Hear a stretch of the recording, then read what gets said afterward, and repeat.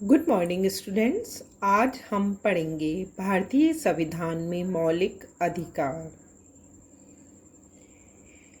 मौलिक अधिकार नागरिकों को प्राप्त वे परिस्थितियां हैं जिन्हें संविधान के द्वारा किसी व्यक्ति के व्यक्तित्व के विकास के लिए आवश्यक माना गया है। अर्थात यह माना गया है कि मानव के पूर्ण विकास के लिए संविधान के द्वारा प्रदत्त अधिकार मौलिक अधिकार हैं।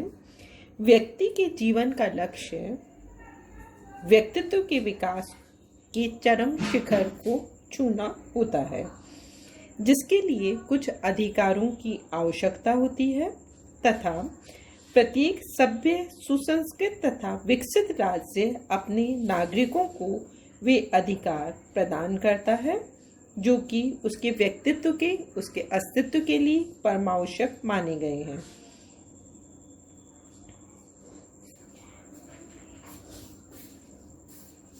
ये अधिकार न्यायालय के द्वारा वाद्य योग्य होते हैं।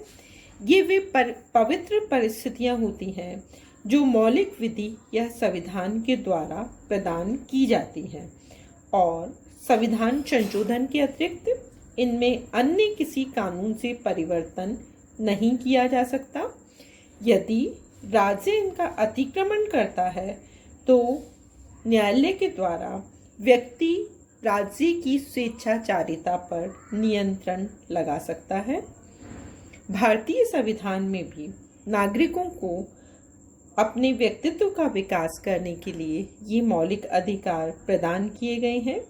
ये हमारे प्रजातंत्र के आधार स्तंभ हैं और ये माना गया है कि नागरिकों का मानसिक, भावात्मक, रचनात्मक, भौतिक, नैतिक अथवा सर्वांगीण विकास के लिए ये अनिवार्य हैं।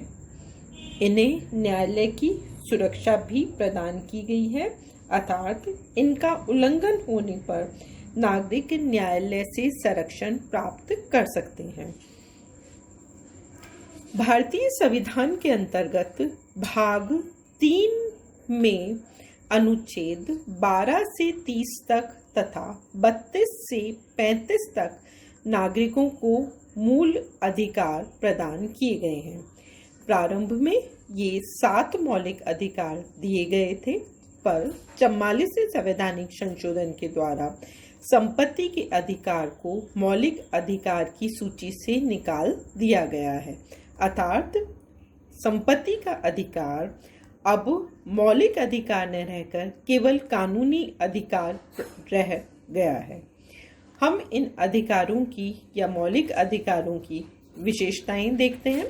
अर्थात भारतीय संविधान के द्वारा जो मौलिक अधिकार प्रदान किए गए हैं उनकी मूल विशेषताएं क्या क्या हैं। यदि हम अमेरिकी संविधान से इसकी तुलना करें तो हम इसमें भिन्नता पाते हैं। इनकी पहली विशेषता यह है कि काफ़ी विस्तृत है। अर्थात भारतीय नागरिकों को जो मौलिक अधिकार दिए गए हैं वह न केवल व्यापक हैं बल्कि संविधान के भी बहुत बड़े भाग में इनका वर्णन किया गया है, क्योंकि मौलिक अधिकारों के साथ ही साथ उन पर जो विशिष्ट परिस्थितियों में जो प्रतिबंध लगाए गए हैं इसका भी संविधान में वर्णन किया गया है। अध्याय 3 के अनुच्छेद 23 मौलिक अधिकारों के लिए समर्पित हैं। मौलिक अधिकारों की भाषा तथा विस्तार पूर्णतः स्पष्ट किए जाने का भी प्रयास किया गया है, इसलिए भी ये विस्तृत है। मौलिक अधिकारों की जो दूसरी विशेषता है वह यह है कि ये व्यवहारिकता पर आधारित है। अर्थात कोई भी अधिकार ऐसा नहीं दिया गया है जो कि काल्पनिक हो, या जैसा कि हम साम्यवादी देशों के अंदर देखते हैं कि व्यापक अधिकार तो प्रदान किए जाते हैं पर वे व्यवहार में लागू नहीं होते हैं। मौलिक अधिकारों की तीसरी विशेषता है कि ये सीमित है, निरंकुश है, सीमित है, निरंकुश या निरपेक्ष नहीं है। अर्थात मौलिक अधिकार असीमित रूप से प्रदान नहीं किए गए हैं। सार्वजनिक हित में इन्हें सीमित अथवा मर्यादित किया जा सकता है। सरकार के द्वारा राज्य के हित में या समाज के हित में इन्हें प्रतिबंधित किया जा सकता है। मौलिक अधिकारों की अगली विशेषता है कि ये समान रूप से उपलब्ध नहीं है, अर्थात कुछ अधिकार केवल भारतीय नागरिकों को ही प्रदान किए गए हैं और कुछ अधिकार ऐसे हैं जो भारतीय नागरिकों और विदेशियों दोनों को समान रूप से प्रदान किए गए हैं।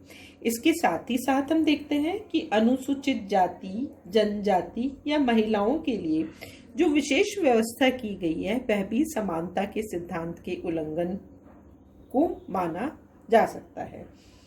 इसके साथ ही हम देखते हैं कि मौलिक अधिकार दोहरे आदेश हैं।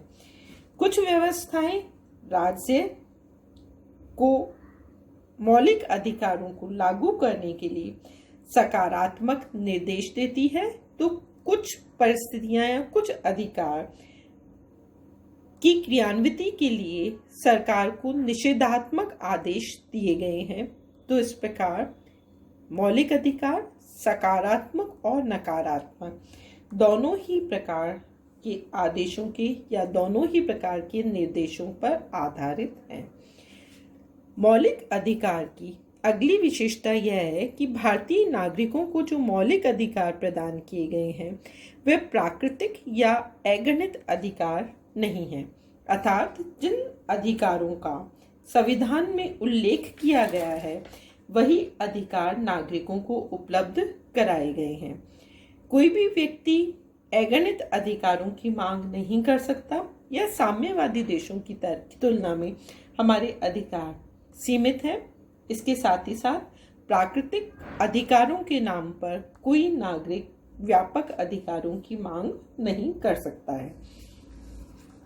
मौलिक अधिकारों की एक विशेषता यह भी है कि इन्हें न्यायालय की सुरक्षा प्रदान की गई है। किसी भी अधिकार को यदि न्यायालय की सुरक्षा प्राप्त नहीं है तो वह बेमानी हो जाता है। यदि नागरिकों के इन अधिकारों का हनन होता है तो वे न्यायालय की शरण ले सकते हैं।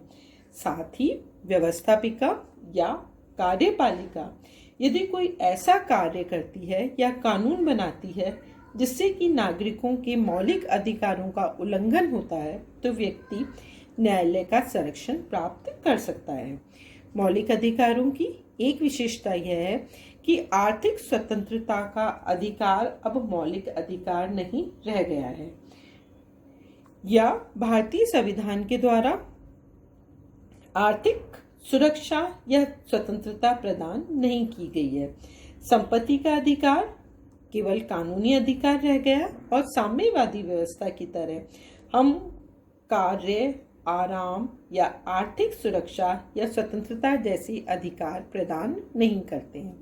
तो इस प्रकार से हम देखते हैं कि अमेरिकी संविधान से यदि हम भारतीय मौलिक अधिकारों की तुलना करें तो हमें ये सीमित दिखाई देते हैं, परंतु अन्य देशों से, साम्यवादी देशों से हम तुलना करें तो ये व्यापक है। भारतीय मौलिक अधिकारों पर हम पश्चिमी देशों की या उदारवादी व्यवस्था की स्पष्ट छाप को भी या स्पष्ट प्रभाव को भी इन मौलिक अधिकारों में देख सकते हैं।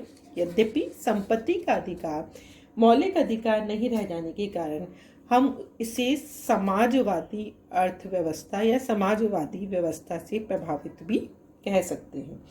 तो ये थी मौलिक अधिकारों का अर्थ, भारतीय संविधान में उनकी विशेषताएं। अब हम देखेंगे कि मौलिक अधिकार भारत में कौन कौन से प्रदान किए गए हैं। जैसा कि अभी मैंने बताया था कि 7 मौलिक अधिकारों के स्थान पर अब 6 ही मौलिक अधिकार रह गए हैं जो हम अगली कक्षा में देखेंगे। तो भारतीय नागरिकों को प्राप्त जो मौलिक अधिकार हैं वे व्यापक हैं, व्यवहारिकता पर आधारित हैं, ये सीमित हैं, निरंकुश या निरपेक्ष नहीं है, सामाजिक समानता या सामाजिक विकास के लिए।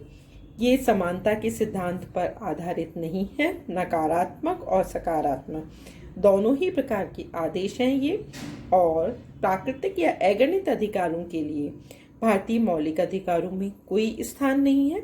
इन्हें न्यायालय का संरक्षण या न्यायालयों की सुरक्षा प्राप्त है, या दूसरे शब्दों में हम कह सकते हैं कि ये वाद योग्य हैं।